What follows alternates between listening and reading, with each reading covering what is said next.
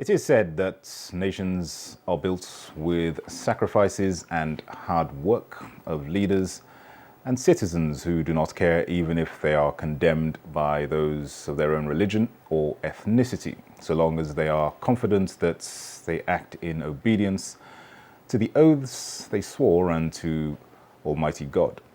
In Nigeria today, many are beating the drums of ethnic and religious differences. Some even seek to divide the nation into ethnic zones.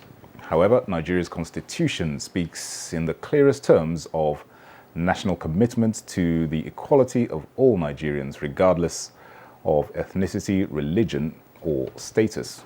It speaks of the imperative of all individuals and governments to respect the rights and dignity of every Nigerian.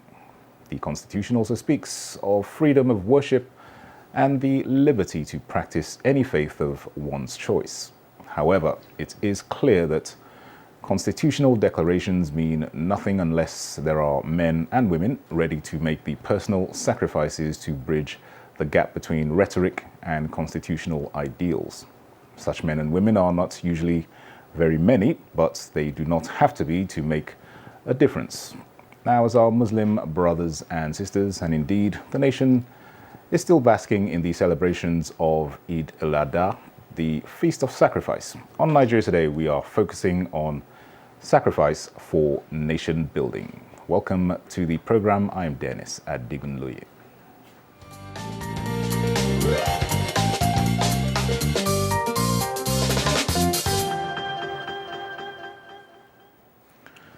All right, joining me now to speak further on sacrifice for nation building, we have the Chief Imam Ansaruddin Mosque, Abuja, Dr. Musa Olaofe. You're very welcome to Nigeria Today. Thank you very much, sir.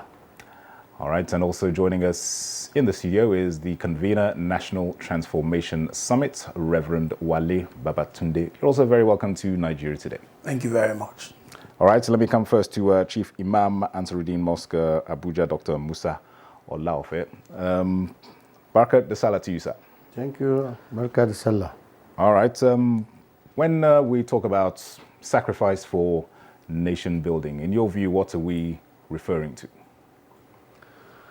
Well, you can see clearly that this country belongs to all of us.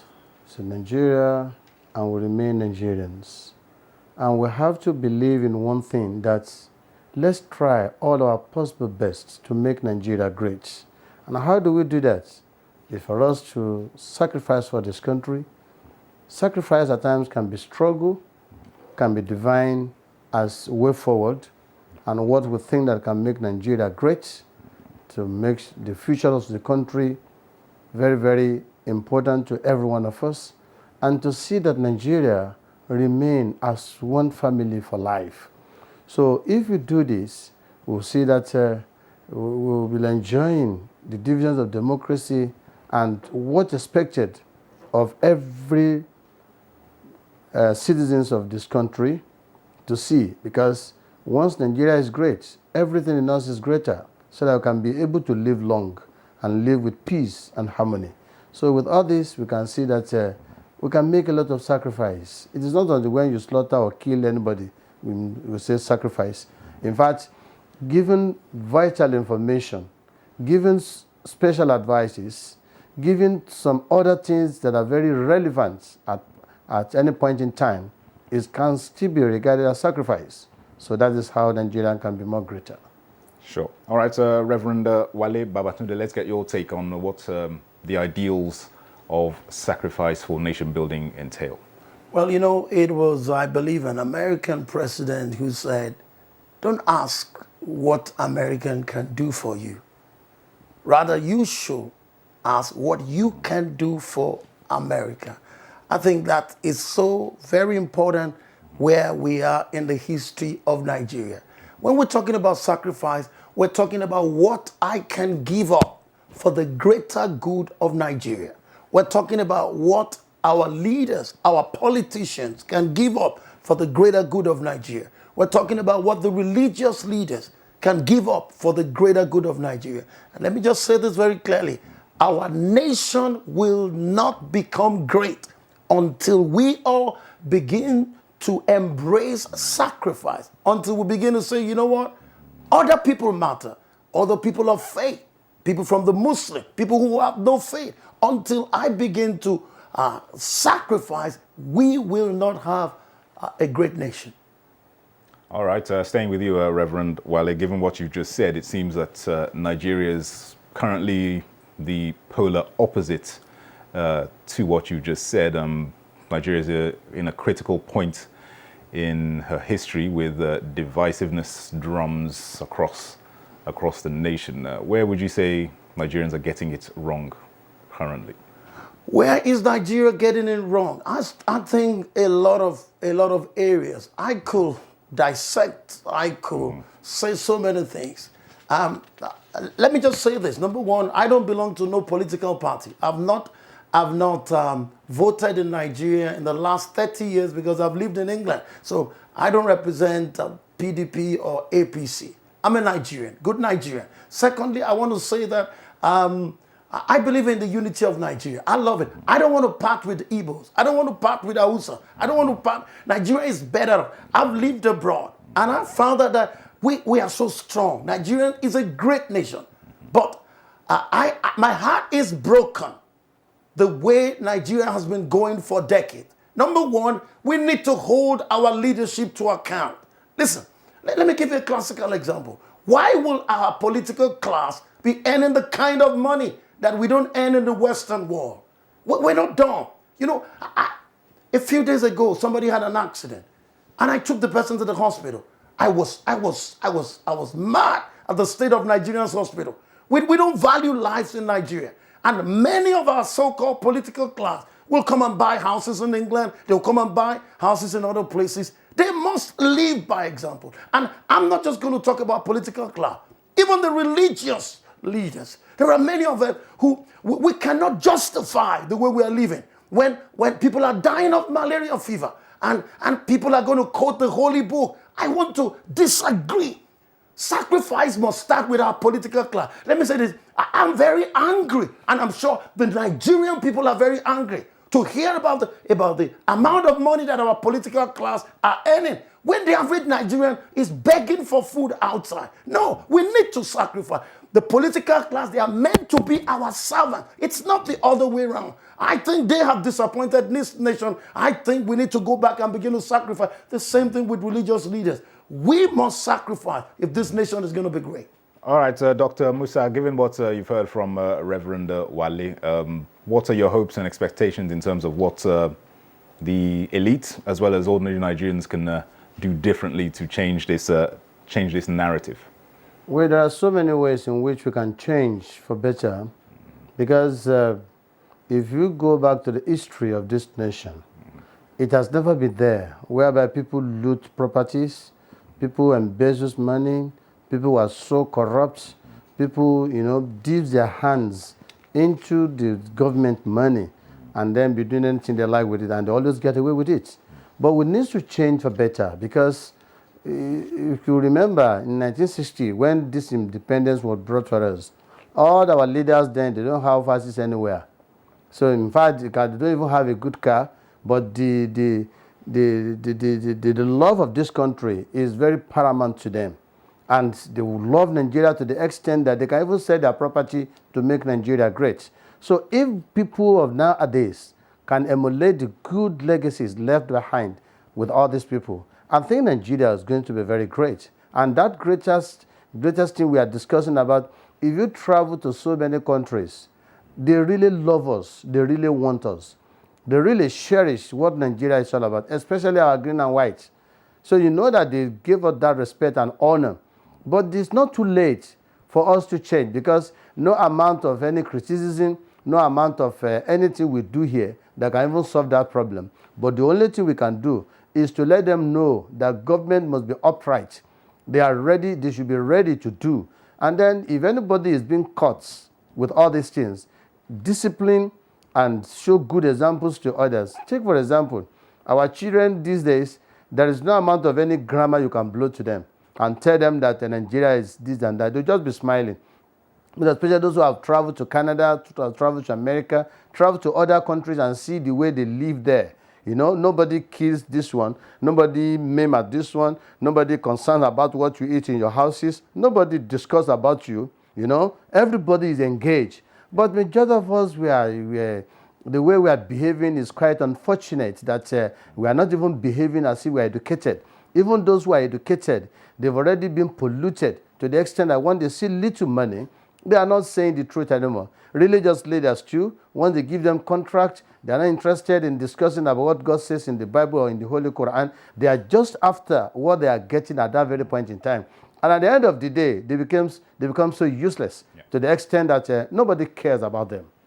And staying with you, Dr. Musa, as we celebrate the Feast of Sacrifice, what lessons should we all take away irrespective of our differences and expectations? You see, for Nigeria to be more greater, we just need to come together as one family. Both the Muslims and the Christians, let us work together as one family. Leave religion alone. If you are in the mosque, pray and talk to God to assist you. If you are in the church, pray and talk to God to assist you. But using religion, fighting one another, criticizing one another unnecessarily, and at the end of the day, nothing is forthcoming. So we are not really helping this country. So we should use the month of Zulhijjah, in which Eid al-Kabir came up yesterday, that everybody celebrated, both the Christians and the Muslims, who are friends and neighbors. They went to greet one another. That is how it's supposed to be, because you cannot change what God has written. You cannot even bring new one into it. You can always be working on what's already there, so that to make this country greater, we should stop agitating for break away from this one, let this one go away, let this one be there. If really want Nigeria to be more greater, we need to speak with one voice. In 1979, we had National Party of Nigeria, Unity Party of Nigeria, and many other parties like that. So what are they discussing about? Nigeria, Nigeria. They never go to they never deviate. They were just concerned about Nigeria. So if we can continue like this, everybody will be respected. Entrepreneurship is very, very important if we want Nigeria to be more greater. Because if our children are graduating from the universities, no job for them, you cannot, you see, the job cannot be available. Why? Because not everybody will love to be a civil servant. Some need some assistance from the government so they can just go and set up their own businesses, and then they'll be doing fine. So if country can use this one and rally around with those who have graduated, they are jobless, and then you see them, they have never settled, they cannot marry, they cannot have children, just because they don't have anything doing. And you see all these crises we are facing now, banditry, some other things, kidnappings. It is because people are not seeing things to do. If they are busy doing one thing or the other, all these things will become a thing of the past. Definitely. And bringing Reverend Wale in on this point, we all acknowledge that security is a challenge. How can the citizens of this country contribute to mitigating the security challenges rather than politicizing and ethno-blaming? Well, you know, it boils down to leadership. You know, we're shouting that we don't want people to drum about ethnicity, tribalism, and all the other things. If our leaders will sacrifice, if our leaders will put it at the back of their minds that they are there to be the servant of the people, I guarantee you, a lot of the people who are canvassing today to break away from Nigeria, they will not do so. You know, I don't want Nigeria to break, but we have pushed the people. I have never seen Nigeria in this kind of situation in my lifetime. It's because they've seen the political class, what they have done. They have stolen the Commonwealth. So before we begin to, listen, the average person on the street doesn't need more. They need good roads. What about the actual citizens? We all know about the elite and the role that they have played in the current state of affairs, but we all know that governance is a whole. What can citizens themselves, what role can they play in improving the situation? Well, I'm going to say that one of the things we can do is that we need to begin to imbibe new values. Mm-hmm. And I have looked at Nigeria, and I think the church, the mosque, we have a lot of, look, my father, I look back at the values that people like my father is almost 90. The values that they had in those days is gone. He worked for the Lagos state government. They never accepted bribe. You know, they believe that they have to love their country. So Nigeria needs a new set of value, respect, honor, hard work. Those are the things. And it must start in the church and in the mosque. We should not be stealing money. And when they bring stolen money to the church and the mosque, pastors should refuse it. It's the commonwealth. If somebody who you don't know where he's getting his money, comes with billions and millions, we need to talk about the truth, because Nigerians are dying in the hospital. They are dying on the road. All right, so let me just pause you there. My director is telling us to pause for a break. You're on to Nigeria Today. The program is coming back to you very shortly after this time out. Stay with us.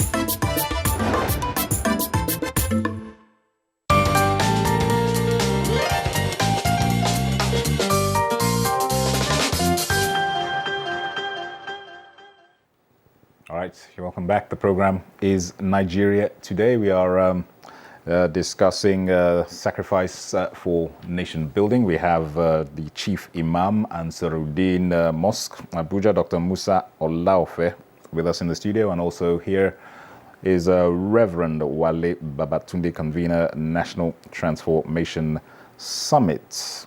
Dr. Musa, let me bring that question before the break to you as well. Can you give us an idea of what ordinary Nigerians can do in terms of nation building? We all know about governments and the powers that be and all the complaining that Nigerians put on the head of the government, but for a country to function successfully, everybody needs to play their own individual roles. We know about the family and how bringing up children is critical to instilling good values. So just talk to us a little bit about what ordinary Nigerians can do themselves to better the situation in the country. When we're discussing about nation building, it is not only the government's work. It is the work of, it's a collective responsibility that every one of us need to participate. Yeah. For example now, for how long now, we've not heard about scarcity of fuel here and there.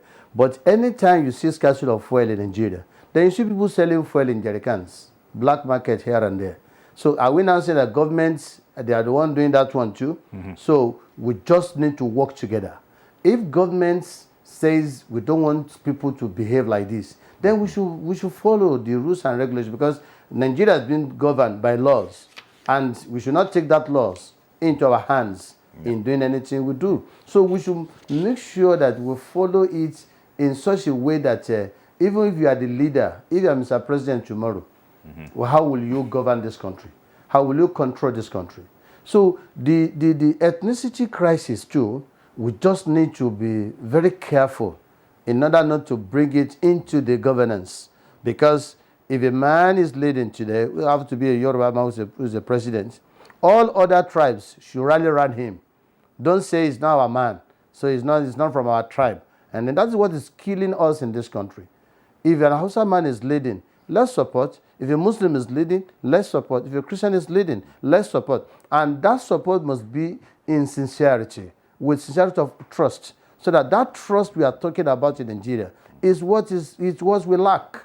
We can just be talking that we want Nigeria to be great, and you see people discussing about peace, peace, peace, peace. They can just be saying peace from their mouth, but majority are not peaceful at all. They are not peaceful in such a way that that is not the way to build a nation. How do we build a nation? Number one, we must educate our children. Give them good education, sound education for that matter. Number two, you should teach them how to behave in the society, mannerism, how they can talk, how they should respect elders. In those days when you see them, you give them the honor they deserve. In fact, when you are sitting down and another man is coming, then you stand up for him or her to sit down. But these days, they don't do that. They will just look at you. After all, you're a university graduate. I'm also a university graduate. The respect is totally zero. So they don't have it anymore. Then at the same time, the parents too must look after their children. Do you monitor them? How much do they buy their mobile phone they are using? Where do they get the money they are using and buying this mobile phone? We don't look after that one again, and that's why things begins to deteriorate more than expected. And we can never build a nation like this when we continue looking at people and allow them to do whatever they like. If you allow them to do whatever they like, then they will not look at Nigeria as anything. Look at the issue of NSAS. When it came on board, many things were looted, many properties were destroyed, billions of naira were gone. So, and if all these things, how do we build a nation when something are destroying every day? Then we are looking for another budget to replace it back again. Instead of us to move forward, we are now moving back on daily basis. So it is not the handiwork, it's not the work of the government alone. It is collective responsibility. All of us must come together and build this nation. And we must love Nigeria at our hearts. If you really love Nigeria, yes, we build a nation. If you don't love Nigeria, then you see some people, even when they are outside the country, by the time they are discussing about Nigeria, I was watching a program the other time, maybe our footballers went somewhere. Somebody was abusing all of them, that go to your country, see you are from the country that did this, a lot of things that we are not like that. Well, I thank God that in that video, some people have to respond that no, our country is not like that. When you say Nigeria is bad, it's not everybody that's bad. Some people are still good. In fact, when you give them money to take, they tell you, no, we are very sorry. We are not taking this. Yeah. So if those ones are there, plenty, others who are bad, then they can change and emulate the good ones so Nigeria can move forward. Absolutely. All right, let me give the final word to Reverend Wale. Well, what can you say, building on those critical points that Dr. Musa has spoken of? Well, I would just want to emphasize the rule of law. You know, the rule of law states that everybody is equal before the law. Doesn't matter whether you're a political class, you're the man on the throne, or you're the man on the street. There's equality before the law. Yeah. And if you look at our country right now, I don't think the rule of law is at play. And it's important that if somebody steals the money of the Commonwealth, everybody is brought to the book. And I want to emphasize, the time has come that the average Nigerian, those of you watching us today, to please begin to respect the law, respect the rules. You know, I've been experiencing some things in the last few weeks that I got here. You know, I want to cross the road at a zebra crossing. Zebra crossing. Every civilized society knows where you have a zebra crossing, somebody needs to wait and you cross. You know, I think a lot of people just immediately get, this guy must not be living in this country. And taxis park at the zebra crossing. Guys, they are picking up passengers. Even up till this morning when I was going on my walk, I had to stop them and say, look at me, guys.